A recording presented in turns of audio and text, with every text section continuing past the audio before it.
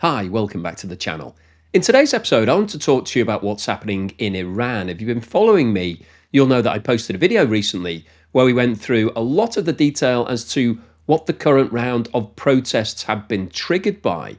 This was pretty much started by inflation. So anybody that sends me messages saying, inflation's really boring, stop making videos about it, we're looking at a potential revolution in Iran, basically fueled by inflation.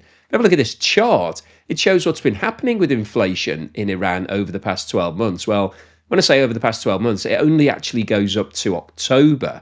And we should have some figures for November and December, but the Iranian authorities haven't released them.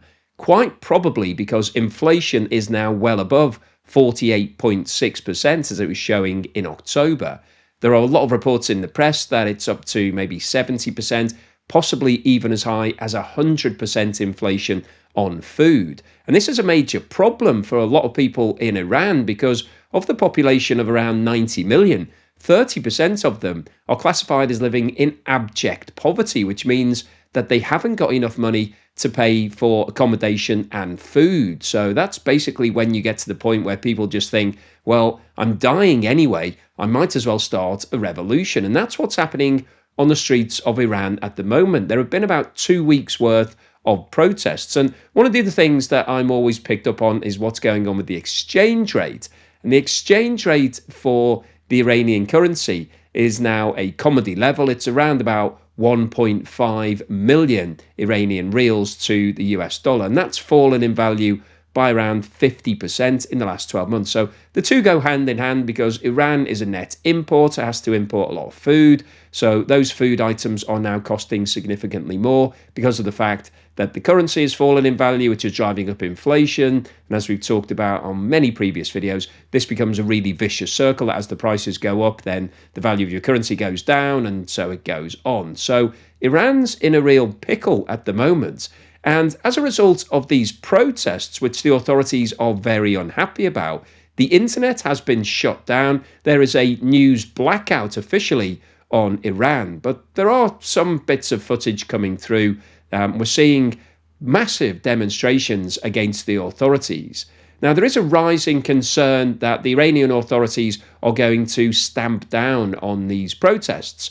And there's talk that the Iranian authorities are going to apply capital punishment, so basically start executing people if they are found guilty of protesting. And it's also been reported that over 100 people have been killed so far, and around about 2,500 people have been detained. But the figures actually could be a lot more than that. Now, Donald Trump has been very vocal against Iran, and he's warned the authorities against taking any action against the protesters. And we're now starting to see the war of words emerging into a potential conflict between the two countries. Ayatollah Ali Khamenei, in a speech to supporters today, vowed there'd be no backing down against protesters he called vandals in the service of Donald Trump. Now, it's interesting that he's actually naming Donald Trump and basically blaming him for the protests against Iran at the moment. These are caused by the fundamental problems in the living conditions in Iran. It isn't because Donald Trump is trying to provoke some form of revolution. I think the fact that Donald Trump is being mentioned is because a lot of the protesters are actually excited by the fact that the USA might actually get involved because they're basically getting some backing, because in the past, when there's been these sort of protests, nobody has basically been backing them up, and so they can be completely squashed. But I think the Iranian people are seeing this as an opportunity for some form of revolution. Within hours, that prompted this rebuke from the White House. If they start killing people like they have in the past, we will get involved. We'll be hitting them very hard where it hurts. And that doesn't mean boots on the ground, but it means hitting them very, very hard where it hurts. Now, I think that is a genuine threat from Donald Trump. I get a lot of people sending me messages saying about, taco Trump always chickens out. Well, we saw in Venezuela recently that the US military went in with force and removed Nicolas Maduro. And we also saw in June last year, when there was a conflict between Israel and Iran directly, which went on for 12 days. Israel undertook a lot of bombing campaigns against a lot of the Iranian defense systems, so many of them have been wiped out. But importantly, Israel didn't have the capability to be able to take out the Iranian nuclear facilities, which were underground. They'd been buried very deep underground, some of it under really thick rock. And they needed the USA's approval to use the bunker busters. So these are these double level bombs, which basically, when they hit the ground, it causes a big crater to open up. And then there is a second detonation at that point, which means that you can go very deep with those strikes. It's basically two bombs in one. The USA is the only country in the world that has that technology. And Donald Trump approved Israel using those bunker busting bombs against Iran, which obviously Iran wasn't very happy about, and it's wiped out a lot of their nuclear capability. Well, the USA's claimed that it's wiped out all of it. Iran says that it didn't. Nobody really knows, but I think it's likely that most of it has been wiped out. Now, in response to Donald Trump's threat that the USA will get involved if protesters are starting to be executed, a spokesman for the Iranian parliament has said, in the event of a US military attack, both the occupied territories, which refers to Israel because Iran refuses to use the word Israel, it sees this as Palestinian land that's occupied by Israelis, so that's what that refers to, and US military and shipping centres will be legitimate targets for us. He then went on to say, within the framework of legitimate self-defence, we do not limit ourselves to responding only after an attack. So what that means is that Iran is saying, in the event that you want to get involved, then we have the right to basically hit all of your military bases. And the USA currently has somewhere between 30,000 and 50,000 personnel on the ground in the Middle East. So all of those people would be within striking range, theoretically, from Iran's point of view. In addition to that, they're also saying that they reserve the right to attack Israel. Well, that would be absolutely crazy because Iran was in a war with Israel back in June of 2024. So it had ample opportunity to be attacking Israel at that point, but it didn't actually do anything. All it did was basically see all of its military bases being wiped out because Israel has a huge amount of military power.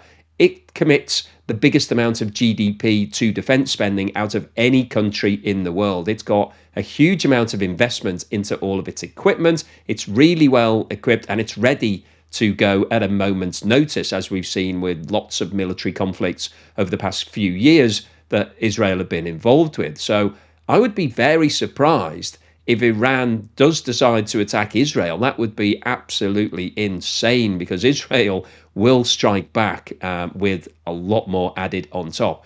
And I think it's the same from the USA's point of view. Now, Iran is making these threats saying, we will take out your military bases in the Middle East. But I don't think the USA are going to be too worried about that because Iran, whilst it does have a huge arsenal of weapons, in theory, a lot of those weapons and the defense systems have been damaged as a result of all of the attacks that Israel undertook. They were ready to go back in June of last year.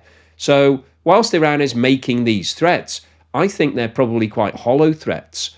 But the threat from Donald Trump that he's going to take some action if the protesters start to be killed in Iran is very serious. Now, it's interesting that what's going on in Iran at the moment is being talked about in the press as being a revolution. And I thought it was worth having a quick look at the history of Iran, only very briefly, so don't worry, I'm not going into a long, boring history lesson here. But Iran has the fourth largest oil reserves in the world. And it's really interesting that this conflict is coming so close after the USA's involvement in Venezuela, which has the first largest oil reserves in the world. And it's interesting how the oil industry developed in Iran. I thought it was worth running through that very briefly. So it was actually started by the British. They were given a contract back at the start of the 1900s, and they developed what was called at that time the Anglo-Persian Oil Company, so APOC. It was later renamed the Anglo-Iran Oil Company because Iran changed its name from Persia to Iran. And that company developed the oil industry in Iran as a joint venture between the British and Iran up until 1951, when it was actually nationalized. So there was a change of government at that time. So previously, the Shah of Iran had been running the country, and the British were happy with that arrangement. There was then a revolution, and the Shah was replaced.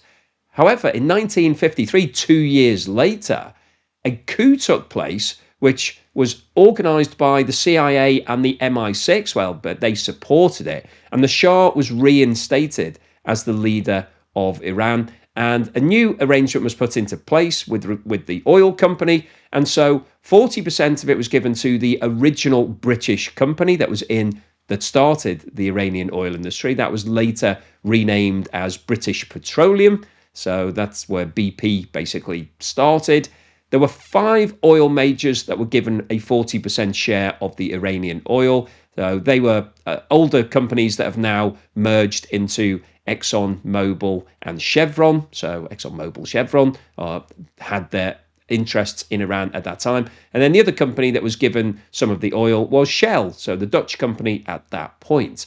And that's how things stayed until 1979, when there was another revolution, a proper revolution in Islam, the Islamic Revolution. And that's when the current leaders of the country took over. And from that point onwards, we saw a variety of sanctions being applied against Iran. So the USA was the first to impose sanctions in 1979. And we then saw the United Nations and the European Union and the UK and basically everybody in the West sanctioning Iran for a variety of different things, including their nuclear program and human rights issues. So as it stands at the moment, despite the fact that Iran has the 4th largest reserves in the world, a lot of it is actually embargoed and hit with sanctions. So it's in a very similar situation to Venezuela and Russia today.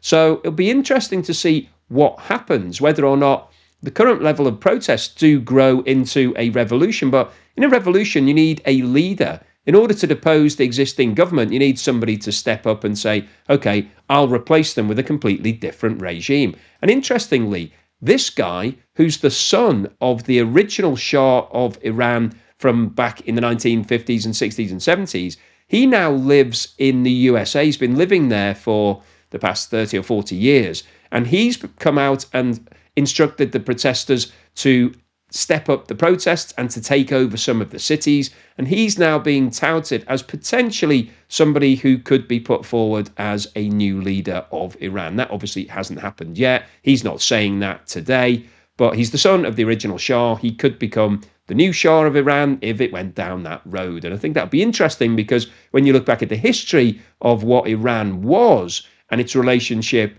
with the USA and the British and Shell, it did have a very collaborative feel to it. So it invited in all of those companies. They developed the oil industry in Iran, and they were getting a share of the profits and obviously a lot of the oil. Now, that hasn't happened since 1979 when the current regime took over.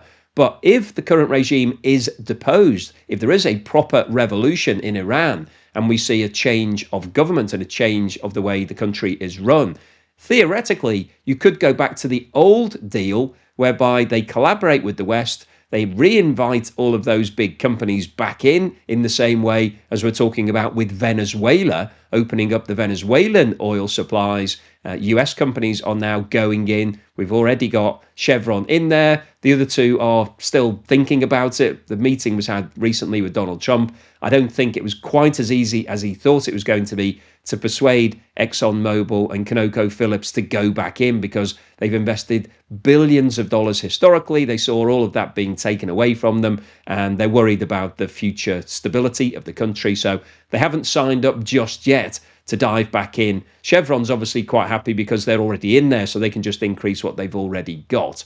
But it would be interesting to see that if the current unrest in Iran does evolve into being a full-scale revolution and the current leaders are deposed, it would be fascinating to see who takes over, whether or not the USA wants to apply a similar sort of approach that it's applied to Venezuela to Iran and say, okay, we'll go in, we'll run the country for a while until we get a replacement government who can manage it going forward. I'd be surprised, because Venezuela is very close to the USA geographically, and also it's got a relationship in terms of that existing Chevron deal. So there's a lot of reasons why the USA want to get involved with Venezuela. Getting re-involved with Iran is a bigger question. That is a big deal. It's in the Middle East. There's a lot of political uncertainty and a lot of unrest in the Middle East anyway. But it'll be interesting to see what happens because the USA is closely aligned with Israel. Iran has been the funder of a lot of the aggression against Israel. And so Israel will be very keen for Iran to change its regime and to change its approach. So it would be happy if the USA wanted to do that. It just depends whether or not Donald Trump wants to go that step further, or if he's just talking about stopping the protesters in Iran from being murdered. So we'll wait and see what happens. But I wanted to make this video really just to bring you up to speed as to what's happening and to give you a little bit more background on the history with Iran and the relationship with the USA, Britain, oil industry as a whole. Because fundamentally here, I think the reason why everybody's so interested in the Iranian story is because they've got such big oil reserves. And those oil reserves at the moment aren't being fully utilized because of the fact that Iran has got all of these sanctions and the embargoes in place.